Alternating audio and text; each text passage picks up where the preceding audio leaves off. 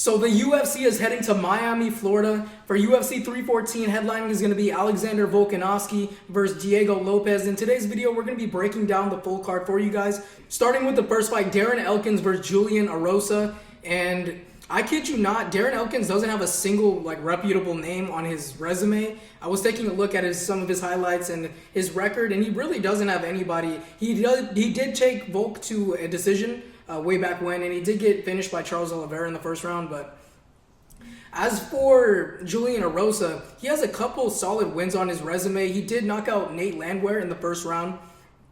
He did also submit both Sean Woodson, who's also on this card, and he also submitted Christian Rodriguez, who did fight at UFC Mexico this past weekend. These guys are both vets. They both have similar records, but I'm gonna have to go with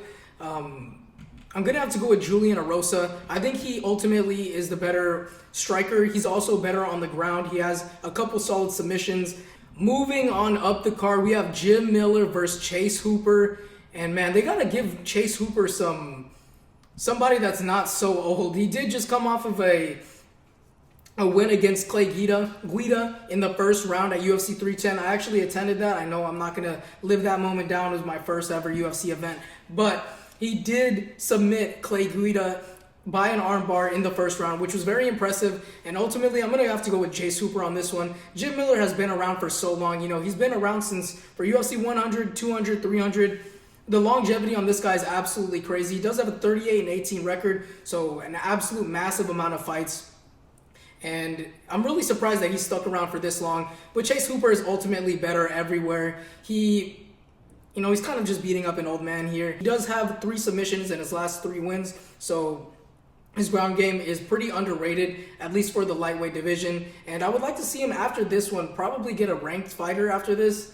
I think they should probably give him a bit more competition, besides feeding him the old vets, trying to make a name off of them. Moving on up the card, we have Xiaonan versus Virna. Jandiroba. Oh my god, why are you looking at me like that? What the fuck? I'm just playing. I'm gonna go with Xiaonan. I did remember seeing that war at UFC 300 with Zhang Wei Li, and I remember severely underestimating this girl. She has very underrated striking on the feet, and she does have the reach advantage as well. So she has 63-inch reach advantage. Oh, actually, she doesn't have the reach advantage. Looks like Wandery Eye over here, Virna, has the reach advantage by just 1 inch, but still, I think Xiaonan is the better striker. I know her opponent did knock out Jessica Andrade, which is a pretty solid name, and she has some pretty solid knockout power too, so that's pretty impressive. But ultimately, I'm gonna have to go with Xiaonan by the experience. She's been in there with the best in her weight class, and she took her all 5 rounds, and she ended up dropping her I think it was in the middle of the fight. And yeah, I'm going to go with Xiaonan by a decision. For the main event, for the prelims, we have Ige versus Sean Woodson. Sean Woodson has the type of build that you can sneeze and it looks like he'd topple over.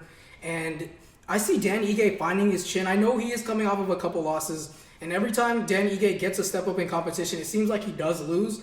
But he's always in the fight, though. That's the thing with Ige. He may be losing, but he's not getting dominated. Even in the Lerone Murphy fight, his last fight, he did drop Lerone Murphy at the end of the first round. And I don't know about Ige's following up, finishing abilities, because it looked like he was just not able to find the shot, even though Lerone Murphy was already hurt.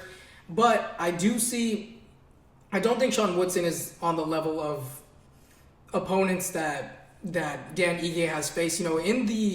In the featherweight division, he went up against Movsar Evloev, Murphy, Diego Lopes, Bryce, Micheal. Even though he did lose to all these guys, the strength of schedule, the experience that he got from facing these guys, I think is really what's going to determine the outcome on this one. I think he's just been in there with the better guys. Sean Woodson, he doesn't have too many big names on his resume, and ultimately, I see Ige finding his chin, and I can see him going in for the right hand, Ige ducking over it, and then looping over with the big overhand right, knocking out Sean Woodson in the second round. Into the main card we go, starting with Nikita Krylov versus Dominick Reyes. And I know Dominick Reyes has been looking good in his past 2 fights. He did just knock out Justin Jacoby, which is pretty unexpected, but I don't think Dustin Jacoby is that good. I feel like he kind of underestimated Dominick Reyes and got caught. Nikita Krylov is coming off of a pretty long layoff. I think the last time he fought was in March of 2023. So he is coming off of a 2-year layoff. And Dominick Reyes he's on a 2-fight win streak against Anthony Smith and then Dustin Jacoby.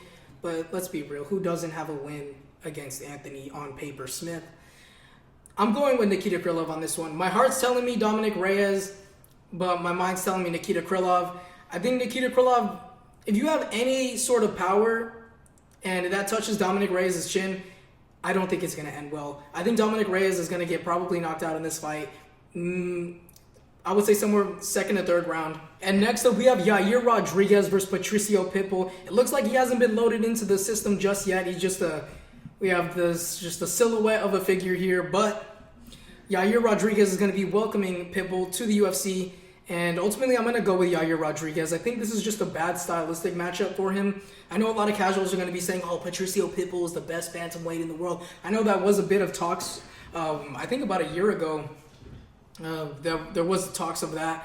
But like I said, Yair Rodriguez, even though he is coming off of a loss against Ortega, he's coming off of a loss against. There's no shame in that. I mean, getting submitted by Ortega, Volkanovski almost got submitted by Ortega, so there's really just no shame in that. And as for Patricio Pitbull, I think that he is going to get caught coming on the way in. He is a very short guy. I think he's 5'6", and Yair Rodriguez is 5'11", so I think he is going to have a little bit of a problem with the reach advantage, coming on in and finding his range in this fight. Rodriguez has just gone up against the best in his division. I know Patricio Pitbull did chin Michael Chandler, but what has Michael Chandler done in the UFC as of right now? Knocked out Dan Hooker and what is this other one? The corpse of Tony Ferguson. We're going to give him credit for Tony Ferguson. The 7-fight loss streak Tony Ferguson. I'm not giving him any credit for that. And we see the Bellator guys. They have done good in the UFC. Eddie Alvarez was a champion, but overall, I think the UFC is where it's at. That's where the elite level competition is at, and I can see Yair Rodriguez winning this one by a decision. And next up, we have John Silva versus Bryce Micheal. I'm taking Bryce Micheal by inbred strength. No, I'm just playing. But in all seriousness, I think Bryce Micheal is going to come out here with some urgency. I know that in the face-offs, this fight seems very intense. Both are very intense fighters, but Bryce Micheal has a next level intensity coming into this fight. He definitely has something to prove in this. He was getting a lot of shit for that, those comments about fishing. I'm not going to say it because I'm not trying to get this video banned, but he did get a lot of shit for that, and I think that he's going to want to prove something coming into this fight. You can see he's been on interviews. You can see he definitely wants to. He's going to be very urgent in this fight. Another thing to be said is I think people are underestimating Bryce Mitchell's ground game. He did at one point have Ilya's back, I think, and then he was holding down Ilya for a couple of minutes in their fight in the second round.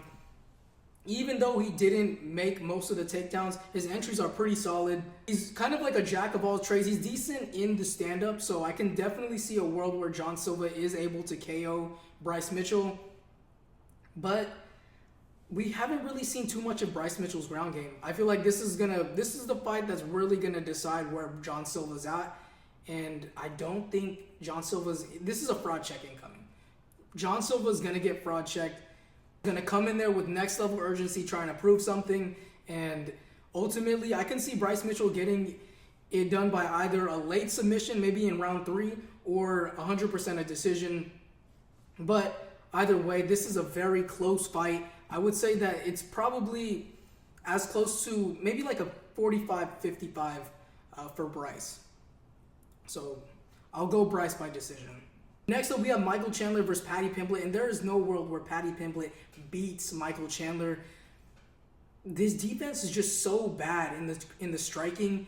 He got pieced up against Jared Gordon. He was doing not that well in the first round against Tony Ferguson, the corpse of Tony Ferguson. To be said against Michael Chandler because he was dropped against Tony Ferguson in the first round.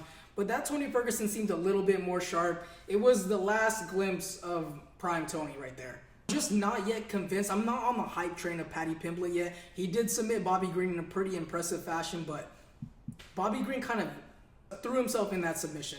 He went for a takedown for some reason on Paddy Pimblett, even when he knows that Paddy Pimblett, that's his bread and butter, grappling, the jiu-jitsu. He got a first-round submission, so I'm not knocking him for that, but Bobby Green is not... He's been getting knocked out left and right now, so that's not the best. The win hasn't aged very well. That's all I gotta say. It is a 3-round fight, so this will definitely favor Micheal Chandler. He's not gonna gas out in a 3-round fight, especially Micheal Chandler that's in there to prove something. I know he said that if he wins this fight, he's gonna call out Conor McGregor. This man will not give up on that fight, but Micheal Chandler is gonna come out there with something to prove. He's gonna catch Paddy Pimblett with an overhand right, putting him out in the 3rd round. For the main event, we have Alexander Volkanovski versus Diego Lopes. This is as close to a 50-50 fight as possible.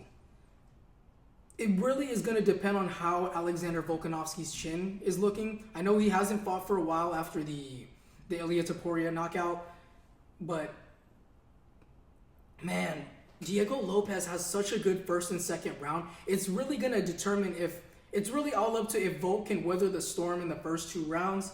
And if he ends up weathering the storm in the first 2 rounds, I can see Volkanovski winning by TKO. I don't think Diego Lopes has that good of a gas tank. I know we haven't really seen it too much. He hasn't gone a full hard 5 rounds. And then we saw him tired against the Dan Ige fight, but to be fair, Dan Ige, he did accept the fight that day. So that's an opponent that he wasn't even planning on fighting. Completely different matchup than Brian Ortega. Dan Ige is a power puncher, and he is a short and stocky dude. So completely different frame, different everything that he had to prepare for. But Volkanovski, I'm going with Volkanovski in this fight. I can see Volkanovski probably getting caught early in the fight. And, you know, Volkanovski doesn't have the greatest chin. He's never been known for his chin. He was knocked out twice in his last 3 fights. And he's been dropped by Max, Chad Mendez. He's not known for his chin at all. What he can and will do is he will wither the storm. I can see this fight going a lot like the Yair Rodriguez fight. I think Yair Rodriguez is a bit less dangerous on the feet, let's be honest, than Diego Lopes. I can see Volkanovski eventually catching him in the later rounds with an overhand right, and then Diego Lopes crippling over and Volkanovski getting it finished by a TKO, ground and pound maybe. There is no way that this fight goes to a decision. There's no way that this fight goes to a decision. I know a lot of times where you see good matchups where you think that there's going to be a knockout, it doesn't end up being a knockout. I know the Olberg versus Oezdemir, that's a prime example of that. I thought there was 100% going to be a knockout in that fight, and now we're starting to see that Carlos Olberg is not as good as I thought he was. But that's for another video. Ultimately, I see Volkanovski getting it done by a TKO in the later rounds. I would say round 4.